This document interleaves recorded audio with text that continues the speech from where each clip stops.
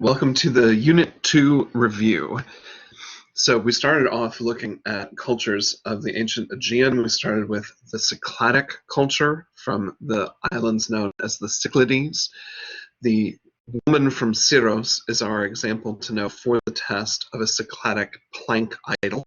We talked a bit about the fact that modern audiences or contemporary audiences really appreciate the abstraction of these forms, but that they would have been pretty elaborately painted, so there would definitely have been more facial features than what we see currently. The female figures tend to be more of the plank style. If you see them in profile, they do have slight angle changes from the tilt of the head to the neck to the torso. The legs tend to protrude slightly forward to the knee and then back again and then forward again from ankle to foot, but they are much more flat and vertical than some of the other statuary that we've seen. The arms are almost always held really close to the body and just incised slightly. Some of them have more detail than others, but this is a very typical example. And we'll contrast that with the Cycladic male harp player from Keros. This figure definitely shows a lot of the characteristics of the male figures. You can see here clearly that up-tilted head that's characteristic of both genders, but the male figures are rendered more as sort of cylindrical forms in the arms and the legs. They're more often fully three-dimensional. Sometimes they stand, support other figures, or in this case are seated, and they often are doing things. They're somewhat more active. So the male figures quite frequently are holding or are playing musical instruments. Moving on to the island of Crete, we looked at the Minoan culture. We talked about the connection between the legend of the Minotaur, the legend of King Minos, with this particular culture, and it probably arises from the complexity of this temple complex at the palace of Knossos. Knossos is the structure that housed not only the palace. The megarons for the king and queen, of course, were important as well, but there were also storage spaces there. And so we look at the structure as being a pretty advanced and terraced way of designing architecture, somewhat similar in a way to Persepolis in terms of the terracing. There are not quite the elaboration of the classical orders that we'll see in ancient Greece, but we do see a particular Minoan type of order. The capital seems to really almost be squished by the amount of weight that's bearing down on it, and the Minoan columns taper very much to the foot. They're wider at the top and taper toward the bottom. We know for a fact that the Minoan palaces had a system for bringing in fresh water and removing dirty water. So the terracotta is a term for us in our vocabulary.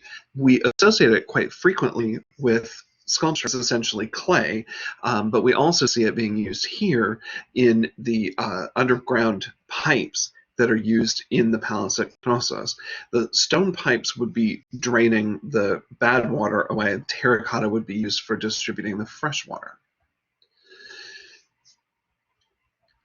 This is the bull-leaping fresco from the Palace of Knossos. The palace not only was, of course, the home of the royal family and had the chambers, audience chambers for king and queen, as well as all storage aspects that we looked at earlier, but it also has an elaborate level of decoration in buon fresco, in the true fresco style painting on plaster that's still slightly damp so that the plaster embeds, or the pigment rather, embeds permanently into the wall. This is perhaps the single image that most associates the Minoan culture with the legend of King Minos, the labyrinth, and the Minotaur. And you see in this particular image that the, similarly to the Egyptian style we studied earlier, that the male figure is painted a darker skin color than the female figures, but both genders are involved in this athletic / ritual event that seems to be an act of bravery, trying to leap over the back of a charging bull. So the Minoan culture similarly to some that we studied in Mesopotamia, reveres the bull, and we definitely get the connection of both genders being involved in this very dangerous activity with the idea of tributes of both genders being sacrificed to the Minotaur in the legend of Minos and the Labyrinth. And Buon fresco is the true fresco technique, and that is the Italian terminology for it. We saw secco fresco or fresco secco, the dry technique in Egypt, and that makes sense because, of course, their climate is more arid. A true fresco technique is beneficial in a climate where humidity and temperature and rainfall can fluctuate throughout the year. So if the painting is done directly onto the plaster before it completely dries, the pigment is able to be absorbed into the plaster, making it more permanent. Megaron is the term for the great room or the reception hall. The megaron that we looked at included the beautiful fresco painting of the dolphins that was the Queen's Megaron. We believe that the culture of the Minoans at the very least traced lineage through the female line, but also that women were afforded a higher place in society overall. We also believe, based on the sculpture and the painting that has been left behind, that it was Minoan style for women to go bare-breasted, and so we see that here in this reproduction as well. We want to know the Minoan octopus vase. This is perhaps the first and most famous painted vase, certainly to incorporate not only the idea of a black design against a lighter clay body, but also a really lively imitation and description of sea life. And of course, all of the island cultures would be really dependent upon the sea for a food source and, of course, for trade as well. Notice that the eyes, which very much are the focal point, the eye and the head of the octopus, occupy that section really where the body of the vessel swells to its widest extent. So the artist is really cleverly using the round, fully three-dimensional, almost spherical shape, trying to find a place to be able to put the focus and then also to activate all of the negative space around the focal area is really an elaborate display, and it feels as if the artist is really having a lot of fun doing this, knowing that the image is interesting to look at and fun to look at. We looked at the Minoan snake goddess. She is dressed in Minoan style, and we definitely associate her with the idea of women having a higher place in not only the social structure, political structure, but also the religious structure. We believe that the cat may actually be from a completely separate piece that was found nearby and attached possibly by mistake, but it has become kind of well known in this image. And she is made of faience, which is essentially a form of glass that fires to a sheen similarly to glazed ceramic. And we saw faience being used in several cultures. It tended to be used in Egypt on ornamental objects and jewelry. We also looked at the vocab term, the sistrum, which also has an Egyptian connection. It is a percussion instrument similar to a cymbal, and you see a figure playing one here. We'll look at him on the Minoan harvester vase. There he is with his compatriots. And so you can see that in this particular object, the Minoans are celebrating the harvest, and with a little bit more expression in the faces and a little more individuality. Some of the facial expressions seem a little bit more individualistic than some of the cultures that we saw in ancient Mesopotamia, but you can also sense an attention to the reality of the body, especially in the sistrum player. If you look, he's clearly singing, so he's breathing in and expelling a lot of air to sing loudly, and you can see that that inhalation is really depicted in the way that the skin is pulled tight over his ribs on the inhale. It's a pretty remarkable attention to specific details. So we're starting to see in these Aegean cultures some of the concepts that are going to be very important to Greek art as it develops. Now, the Mycenaean culture generally gets classified as being slightly more warlike than the Minoan culture.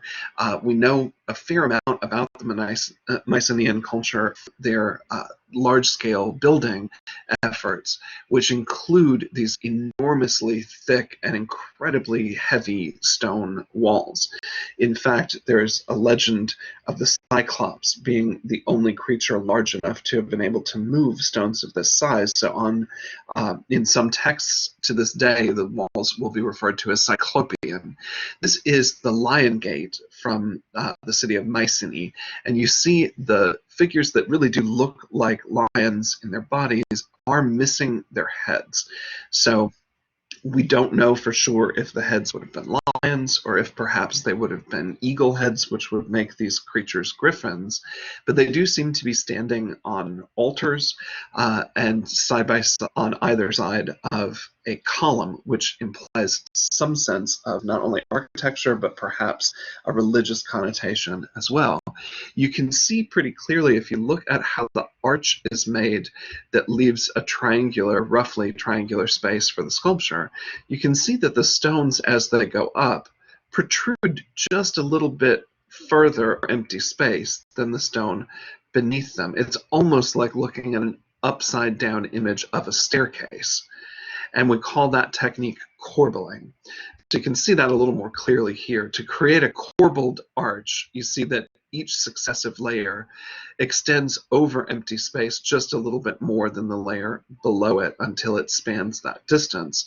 So the Mycenaeans were also able to use corbelling not only to create single arches, as in the Lion Gate, but to create this corbelled vault, which is a hallway with an arch over the to form the ceiling and roof. And so we have this corbelling with massive, massive stones. You see this example at the citadel at Tiryns. We also know the Mycenaeans from finds in their burial chambers. So this is the treasury of Atreus outside of the walled section of the city of Mycenae, and it has a long kind of causeway or ramp that leads into an antechamber and then into an almost perfectly circular space that has the largest dome in the ancient world until the time of the Roman Pantheon. So it's a really massive construction. And this object, if you look at the way the stones are dressed on the interior, is even more finely attended to than at the citadel vaulted hallway that we saw or the Lion Gate. You can see that corbelling is indeed being used. The stones themselves are slightly larger, sticking forward as they go up, but they've been dressed to create an almost perfectly smooth surface, which is roughly the same in height as it is in width, creating an almost spherical space.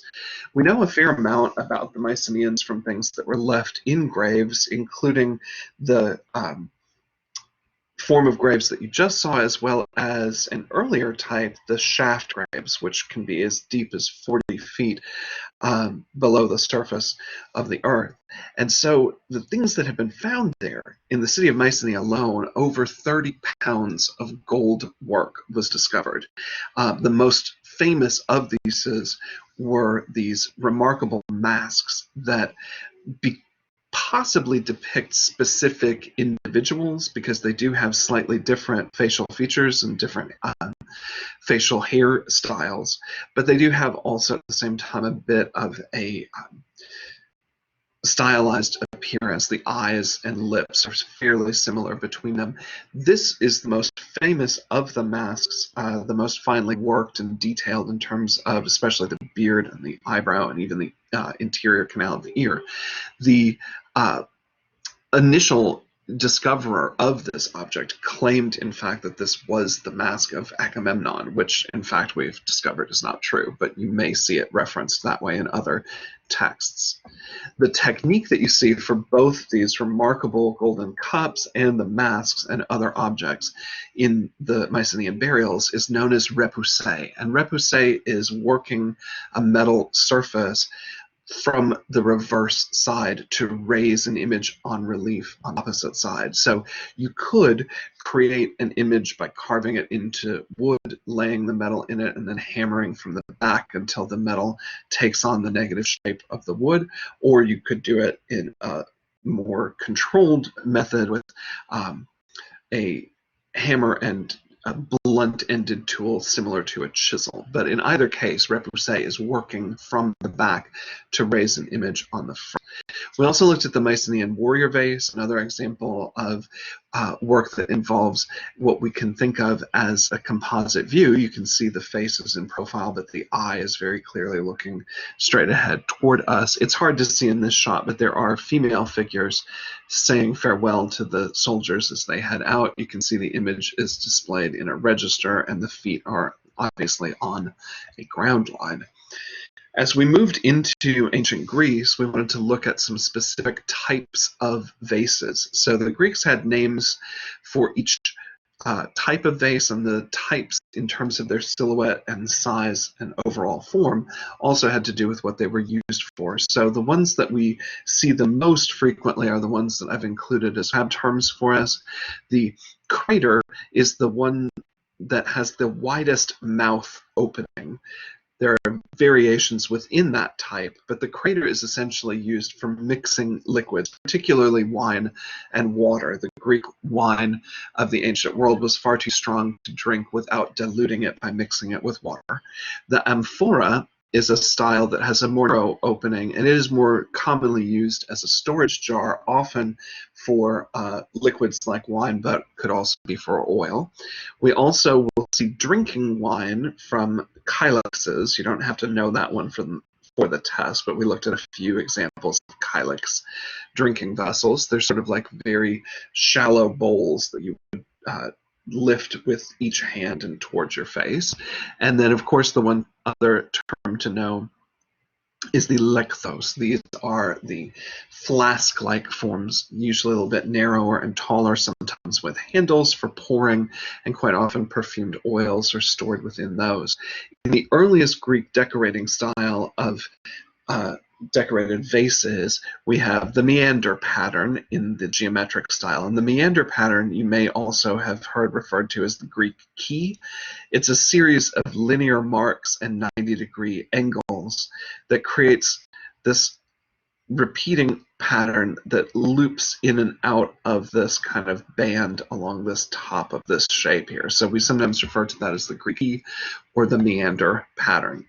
That particular meander pattern comes from this object. This is the geometric crater from the Dipylon cemetery. So this one actually would not have been used as a mixing bowl because the wine would have been poured into it. It's perforated at the bottom to allow the wine to flow into the ground, presumably to provide wine for the person whose grave this object was made to mark. So the Dipylon vases are grave markers, and you can see that pretty clearly in the decoration, again at the widest part and also attached in a sense to handles to draw your attention.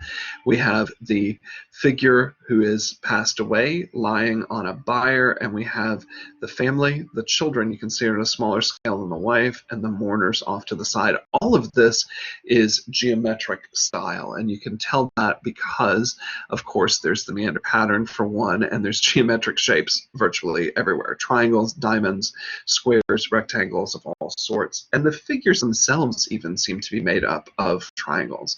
Their torsos are inverted triangles with a point pointing down toward the waist. The legs have a little bit more roundness in them, and that's somewhat similar to what we saw with the Cycladic plank idols. The torsos often are a little bit more triangular, and legs a little bit more curved. Moving into the classical era, we also have some works literally signed by the artist. Often they say things like, this particular artist made me, as is the case with this piece. This is the work of this vase painter and potter Exekias. Exekias is a great example for us of the black figure technique. The black figure is the earliest decorative technique of the ancient Greeks. We see a dark silhouetted figure against the reddish tone of the clay itself. And this is made in a really, truly remarkable way. The clay and the liquid clay that is then used as the decorative paint or glaze, if you will, are essentially exactly the same color. So if you can imagine creating the clay object in a very dark reddish clay, creating some incised lines to help guide your drawing and your painting, and coming in and painting the silhouettes of all these figures with a liquid clay that is almost exactly the same color as the clay body itself, very hard to distinguish between the two. And then once that's dry, scratching lines through it to expose clay underneath. Then the whole item is put into the kiln. The kiln is controlled in terms of opening and closing vents so that in its first firing, the entire clay, the slip and clay body, go completely black. And then in a second phase, as oxygen is adjusted into the kiln, the glazed area stays dark and the unglazed area goes back to its reddish state. It's a remarkable technique to think that artists were able to even figure it out. But the complexity of the, or the limit rather, of the black figure is that it is a little hard to read all those detailed lines inscribed into that black surface. So we have the advent of the red figure, and we see that here in the work of Euthymides. His Three Revelers amphora shows us that now the negative space that was red in the black figure is now black.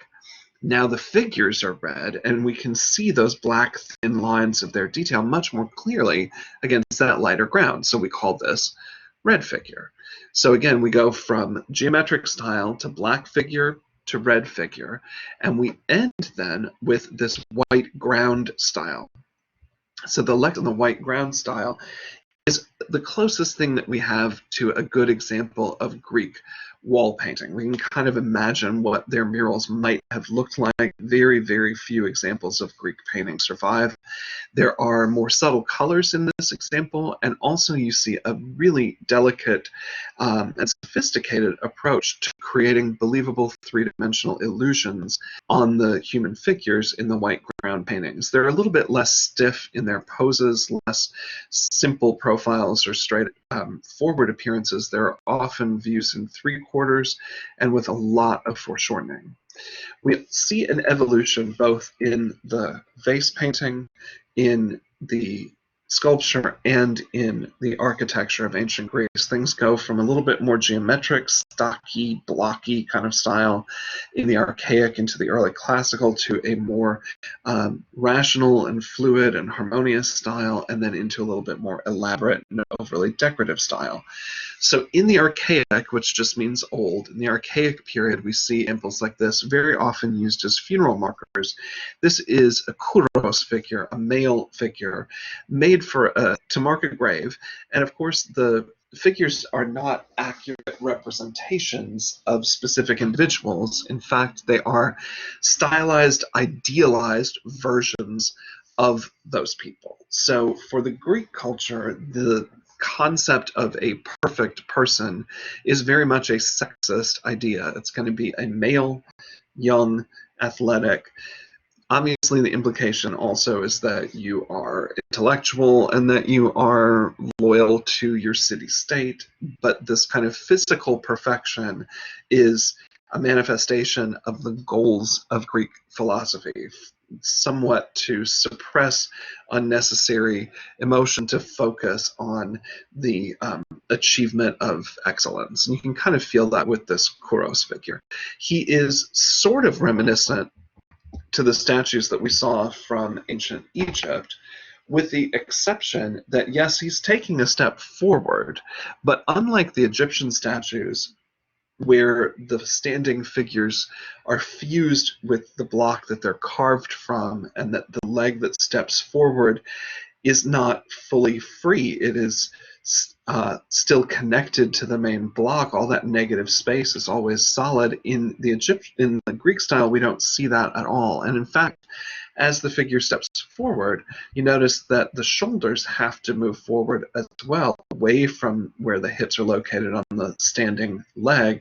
So he's actually balanced over negative space, which is unusual. And you can see how many of these statues have been damaged at those portions where the weight is carried downward to something thin like the ankles.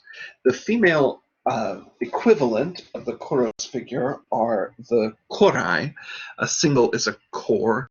This is the peplos core, and she may, in fact, not even be wearing a peplos. This is the name that she has been given, and we've kept using it literally now for centuries. The peplos is a heavy woolen garment that does, to some extent, simplify the female form into more of a column and de-emphasize a bit the curves, especially in the hips. This figure may have held an offering as a votive, as you see here in the reconstruction, and it also is important for us to remember that these figures were very highly and brightly painted. So it's wrong of us to think of the Greek statues as being these clean, brilliant white marble clean surfaces. We've looked at Koros core peplos, the belted wool garment. We want to also address the issue of the archaic smile. It is something that you'll see also in the Etruscan culture. It is just a slight upturn of the corners of the mouth to indicate that the figure is alive. It's not so much to imply happiness as it is to imply alertness and serenity. But the archaic smile as the step forward just helps to animate the figure and make them feel like they're actual individuals in our real space. Just as we saw that the painting style is a little stiff and simple and the figures are a little stiff and simple, so too is the architecture. This is the Temple of Hera, known as Temple of Hera 1 in Paestum. There are actually 3 temples in this temple complex, and this is the earliest of them, and it really is a good example for us of the very earliest Doric style. We have 3 major shifts in architectural decoration. We call them the classical orders: the Doric, Ionic, and Corinthian. In this example, you can see that somewhat similarly to the capitals that we saw in the Minoan culture, the capitals are kind of squashed. You can also see, though, that the columns themselves have a very different shape from what we saw in the Minoan. They tend to taper as they get to the top and swell in the center and taper a bit as they go to the foot. We call that entasis, the idea that it seems to be reacting to the weight that the column is carrying. You can also see that the proportions are a little odd in this temple, what remains of it. We're looking at the front view in both of these photographs. So what's missing is the triangular shape formed by the gabled roof, and there would be sculpture in that area, the pediment. So you're really seeing a ruin, but it also looks much, much wider relative to its length than you might associate with Greek temples. And that does change over time. We get a little bit more of the proper ratio as we move into the classical era. So again, we have the Doric, the Ionic, and the Corinthian. You can tell the orders apart by looking at the capitals primarily. The simple capital that's really unadorned with extra carving, looks kind of just a circular drum, is the Doric. That's replaced the style you're more familiar with, the Ionic, which has these curls on the corner. Those are known as volutes. And the most elaborate style is the Corinthian, which has these elaborately carved acanthus leaves. And you can see very clearly that the style becomes much more slender and more exaggerated in its detail, in its movement, and in its narrative expression as we go from Doric to Ionic to Corinthian. We know a couple other terms we need include the term pediment. Again, that's the triangle on the east and west front ends formed by the gable of the roof. It's that triangular space where there is often sculpture. The entablature is the space above the capital and below the pediment. It's all of this decorative area. And within that, in the Doric style, there are sculptural reliefs. They alternate between illusions of 3 columns known as triglyphs, and then rectangular or square spaces for the sculpture known as metopes. In the Ionic and in the Corinthian style, the frieze will be continuous. It's no longer broken up into those sections. The column itself can be broken down into 3 parts: the base the base, the shaft, and the capital. You can also add one additional piece in the Ionic and the Corinthian. You notice that the column has a foot, which it does not have in the Doric.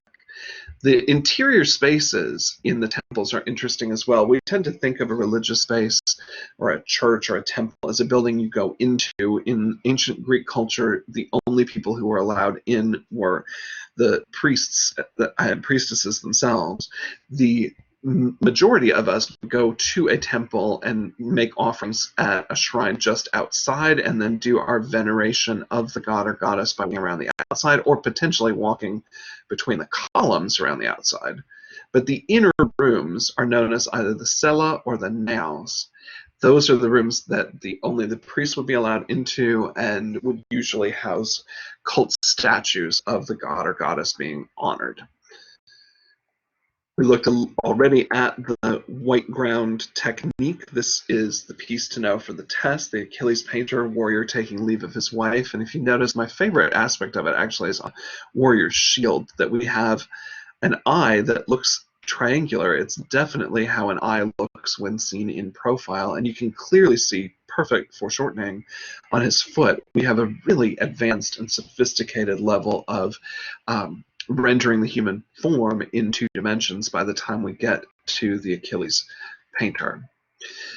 In the classical era, you can see that the Kouros figures begin to become more and more naturalistic. They start to have less symbolic divisions between the different parts of the body.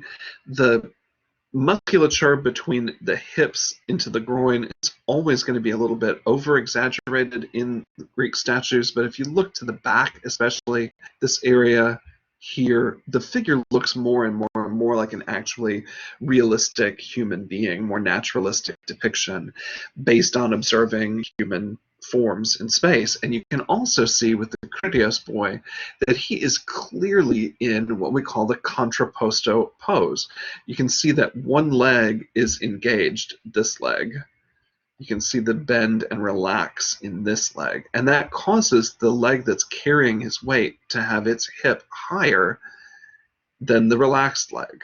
And that results in a slight curvature in the spine and a slight tilt in the shoulders the opposite direction. This shoulder has to be a little higher to compensate for the slackness in this leg. So the counterbalance or counterweight contrapposto pose makes the figure appear more natural. And again, all that carving of the negative space completely away from the block makes these figures very prone to breakage.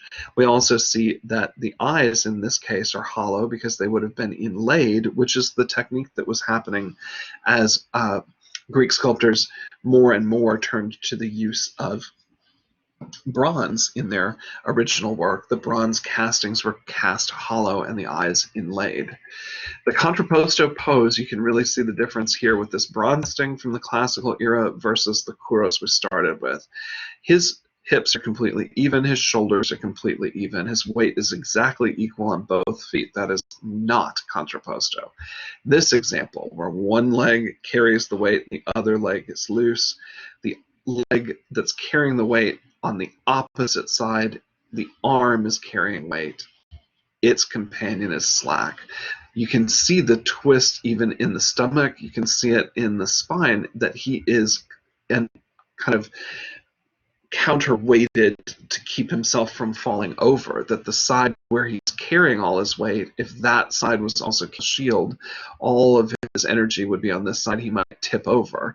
So you can see that the body reacts to space in a completely believable human way. Also from the classical era, we want to know the Apollo figure, specifically this one, from the West Pediment group, from the Temple of Zeus at Olympia. And overall, we see Apollo appearing at a battle between Lapith centaurs, which again is a sort of symbolic example of a mythological story in which the Greeks see themselves as the Lapiths, the rational, the just, and their enemies as these wild beasts, the centaurs, half horse, half human, carrying off the Lapith women. From the classical period, the bronze pieces to know, we want to know the Riace warrior. They are a pair, and they're named after the coastal city that they were found off the coast of.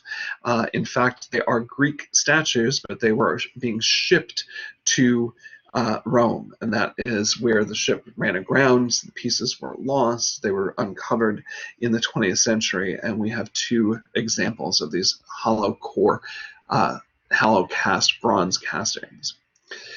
This is a Roman copy of an original Greek bronze by the artist Myron. It is his Diskabolos, to know from the classical era. Diskabolos obviously means discus thrower, but you can see that this figure is even more believable in the articulation of especially the extremities. Hands and feet usually afforded the artist a little bit more opportunity to be a little more specific about some of the details. The torso gets a little more generalized theoretically. The face certainly is more ideal and less specific to an individual.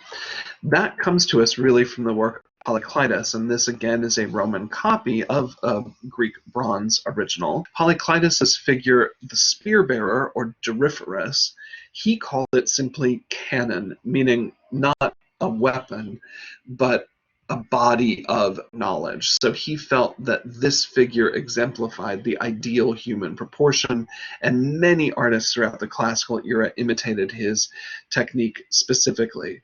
Polykleitos' Doryphorus is exactly 7 heads tall. If you measure the unit of his head from his chin to the top of his head versus his overall height, the height is 7 times the height of the head. So this system of proportions is very much what we expect to see in Greek sculpture. Again, his face, though, looks a lot like the face of the previous example. These are not depictions on a portrait level of specific individual differences in a human being's face. They are, again, idealized visions of what people could and should aspire to be. The sculptor Praxiteles, as we move into the 300s, is really exhibiting for us the ability of artists over time to increasingly express the female body. As long as it's a goddess, then it is acceptable for them to appear in a state of semi-undress. And we start to see the female body being explored with the same level of attention as the male as we move into the latter part of Greek history. The latter part of the Greek era, we also see the figures tend to become a little more elongated, and we move to a system of 8 heads tall rather than 7. And you can see that here with Lysippus's Apoxiomenus, or oil scraper. He is essentially bathing after working out, and so he would cover his body in oil and scrape the oil off, removing sweat and dirt. And you can see if you measure him that he conforms to the 8 head unit tall. Looking at architecture, we definitely want to know the architects Ectinos and Callicrates, who were responsible for the architecture in the rebuild of the Acropolis in Athens, and specifically the Parthenon, the main temple to Athena. And this would have housed an ivory and gold massive statue to the goddess, which of course has been lost. The building is in massive disrepair because at one point it was used as a munitions storage facility by the Ottoman Turks, and it did explode, blowing the building up from the inside. And a lot of its sculpture is not in Greece, but in fact is in England, because an English archaeologist convinced the Ottomans to allow him to collect the pieces that were in disarray all over the ground. And so there's a dispute about will they ever be returned. Regardless, the building itself is a pretty remarkable example of essentially Doric style with some Ionic elements. You can see the Doric columns on the front, very simple. You can also see alternating triglyphs and spaces for metapiece, triglyph, metapiece. Usually in the Doric style, the triglyph is directly over the column, over the next column, with another triglyph in between each column as well. This is the overall floor plan, and you can see the columns run as a colonnade all the way around the outside. There's actually a second set of columns at each entrance on east and west side. but those enclose solid walls to house the statues on the inside. So it's along this interior wall and above these columns on the inner surface that we have the continuous frieze of sculpture, which of course is an Ionic element, and that is a sculpture that depicts procession, kind of an annual religious ceremony in which the people of Athens would bring a new peplos, a new woven garment, for a wooden cult statue of the goddess Athena, and bring it through the streets, up the sacred way, up to the Acropolis. The Acropolis itself literally is a city on high, and it's a city of the temples of the gods. It was meant as an offering to Athena, a new garment every year. And that procession is depicted in relief in the Ionic continuous frieze on the inner frieze of the Parthenon.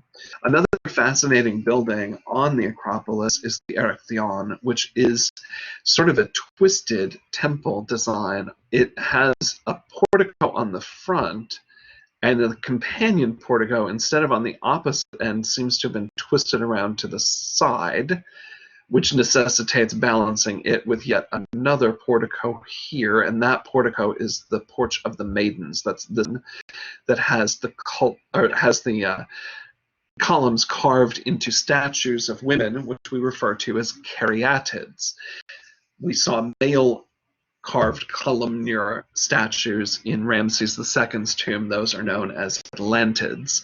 The site itself is kind of an unusual one. The reason this building is structured the way it is so that on that north porch, the opposite portico that's twisted around, is meant to be the site where Poseidon's trident struck the earth and from which a saltwater spring grew up. It also then allows there to be a little alcove or protected area for an olive tree to grow. That were the two big gifts of the gods who were vying to become the patron god of the city. Poseidon and Athena were in battle trying to claim the city and its worshippers for their own. So the people of Athens chose the olive tree as the gift as opposed to the saltwater spring, and that caused conflict between Athena and Poseidon, but she emerged victorious. So this building actually fulfills multiple different functions. Acropolis, again, is for high city or city on a hill. It's the site of the temples in most Greek cities. The concept being, of course, that the Greek gods live on Mount Olympus, therefore it makes sense to put the temples on a hill. To symbolize that, polis literally means city. You can have a necropolis, which will be a city of the dead. Technically, this piece should probably be considered Roman in a way, although, like the statues that we saw, it's a Roman copy of an original Greek piece. This was actually found in Pompeii, and so we'll look at Pompeii in Unit 3, but it is a reproduction of the work of a Greek painter, Philoxenes of Eretria, and the painting is of a really important moment in Greek history. It is the Battle of Issus between Alexander the Great, here on horseback, helmetless, versus his enemy Darius, the king of the Persians. And Alexander actually defeats Darius on two separate occasions. This piece is made entirely with mosaic being either stone or glass tiles that are placed side by side to create a visual effect similar to paint. Individual tiles themselves are called tesserae for square or cube. They're usually cut glass or cut stone.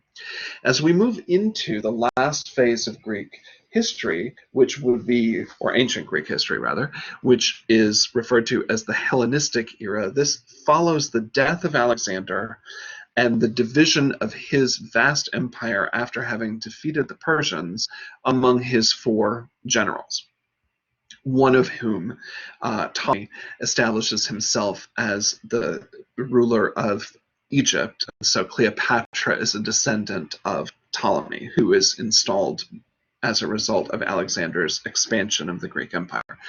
The Hellenistic era includes beautiful sculptural work and architectural work outside of mainland Greece in many of the colonial areas that the Greeks had settled, including this piece. This is likely part of a much larger monument about a war that the Greeks won, but rather than depicting themselves as victorious, the only figures depicted in this monument are of the enemy that they defeated. And the enemy is presented in perhaps the most sympathetic way of any image that we've seen of the Greeks showing themselves as victors over someone they considered to be other. We can still tell that our dying Gaul is wild and uncivilized from his hair and his mustache, but he is still depicted in a classical, idealized kind of way in terms of his musculature, his power, and his resistance to succumb to death. It's the closest thing we have to a sympathetic portrayal of the enemy. So perhaps the Gauls were just such a fierce foe that the Greeks had to show them some grudging respect. Even though they emerged victorious, they were still sort of paying homage to how difficult it was for them to defeat this particular enemy. The Gauls come essentially from northern Europe, from the region roughly around France is most likely where the Gauls who were attacking the Greeks would have come from.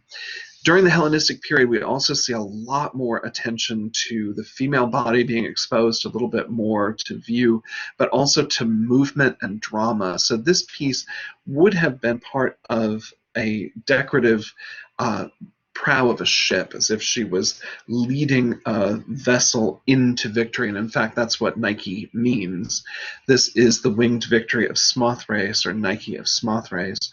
You can see her thigh kind of appearing through the drapery, but areas that are not appropriate to look at are demurely covered.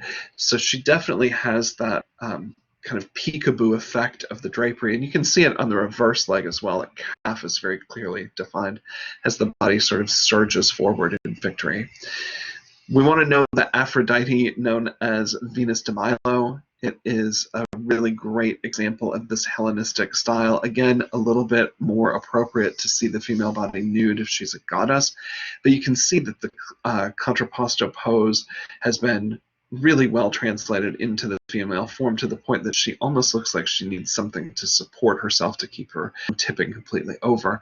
But we're now starting to see the female body really celebrated in a way that the earliest Greeks would never have done. And we see the elderly depicted that way as well. Old market woman is a great example of something that the Greeks of the Archaic period would never have bothered with. It's a depiction of someone of advanced years, stooped and straining against the weights that she's carrying to try to go to market to perform her duties, to buy and sell goods. She feels like a real person, and that begins to be seen much more frequently in Greek art in the Hellenistic era. Polyeuctos's piece Demasanese is definitely one to know that very much heralds what the Romans are going to love about Greek sculpture. It is the closest thing we have to direct portraiture, and that really only comes into Greek art truly in the Hellenistic era. So the Romans are going to take all that idealism and body perfection and proportion and add in even more realism to their portraiture as they go forward. One of the most influential pieces that we looked at is the Laocoon group, Laocoon and his sons. He is a prophet. He knows the outcome of the Trojan War. He knows that the gift of the Trojan Horse is going to actually hide Greek soldiers who are going to take the city down. And so the gods send sea serpents to destroy him and his sons before he can reveal the truth. But you can see why this sculpture would have so inspired the Renaissance. It seems natural. It seems believable in the anatomy and the detail. It is hyper-masculinized. The musculature is even more exaggerated, perhaps, than an average person would be able to achieve. But it also has a dramatic amount of storytelling and movement, and that is very much going to inspire Michelangelo, who saw this piece very recently after it was uncovered again, which happened in the early 1500s. The Hellenistic example of architecture and sculpture I wanted us to be aware of was the altar of Zeus from Pergamon. It is really remarkable in the amount of expression and movement and almost theatricality, almost special effects that this piece has. The temple is now completely altered. We don't have a pediment and a roof. Instead, the pediment would sit above a continuous frieze in this Ionic style, but you notice that the frieze of sculpture now is actually below the columns, below the colonnade. And in fact, it runs all along the side, front, and up the steps on either side of this remarkable piece. You can even see the figures start to spill out onto the stairs as it depicts a battle between the gods and the giants, known as the Giantochemy. And we looked at the work of the Etruscans. So we want to be aware that the Etruscan culture existed at the same time as the Hellenistic Greek culture. We believe that the Etruscans are an indigenous people, indigenous to Italy. They lived outside of Rome. They tended to dominate the northern portion of what is modern-day Italy. But we do know that at one point early in Roman history, the first kings of the city-state of Rome were in fact Etruscans. So this is very much the people who are the precursors, people of the Roman Republic. Again, we know a lot about them from their burial customs, and that's what you're seeing here is a tomb. This is known as Tomb of the Augurs, and that is because of the practice of augury or fortune telling, which is taking place here. We see augurs foretelling the future. And it is also part of the funeral custom to have these kind of gladiatorial battles, often between slaves, in which the loser would actually be killed and their blood would then honor the dead. The Etruscans do use some things similar to the Greeks in that the figures do tend to take a step forward and often are animated with the archaic smile, but you can see that they're less believable in the anatomy. The way the fabric flows over this body doesn't really look as believable as the Greek style. It's much more decorative and stylistic or stylized. The Etruscans also, rather than putting sculpture in the pediments on their temples, actually put the sculpture on top of the roof. And that's what you're seeing here is a temple sculpture from a story about the trials or the labors, rather, of Hercules. This is the Apollo of Veii. The Etruscans also made very elaborate sarcophagi for burying the dead, and we know a lot about their culture from these burial customs. We know that they dined in a way similar to the Greeks and to the Romans, reclining on couches. But the Greeks held these symposias always male only. Women were just not allowed. Women had no say in social life. They had no say in government or society at all, really. But the Etruscans reversed that completely. The Etruscans are often depicted in paintings and in sculptures reclining with their wives, and we see this very clearly in this piece. This would have been a sarcophagus. It would have been for burial, made of terracotta clay, cut into 4 sections and hardened in the kiln, and then put back together, the Cerveteri sarcophagus. Some of the sarcophagi are carved in stone. A lot of the art of the Etruscans does feature a couple types of somewhat celestial characters. The Charons are the death demons that are male, and they're often associated with hammers. And the Vanths are the female equivalent. They are often depicted as winged female demonic figures.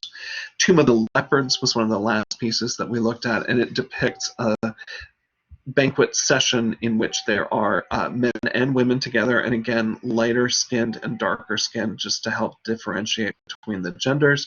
You see servants serving wine, musicians playing. There's really beautiful articulation to the fingers of the flautist playing the flout. This one is known as Tomb of the Leopards for an obvious reason, these gorgeous leopards that decorate the top of the tomb painting. The last piece probably that we need to really focus on is this idea of the Capitoline Wolf. We know that the little babies, the figures that represent Romulus and Remus, were added during the Renaissance, so you can kind of delete them, and you get a sense of what the Etruscan style is like in the depiction of mythological creatures.